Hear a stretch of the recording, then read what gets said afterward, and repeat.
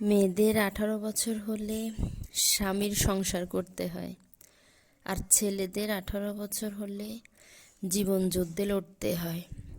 দুটোই লটারির মতো,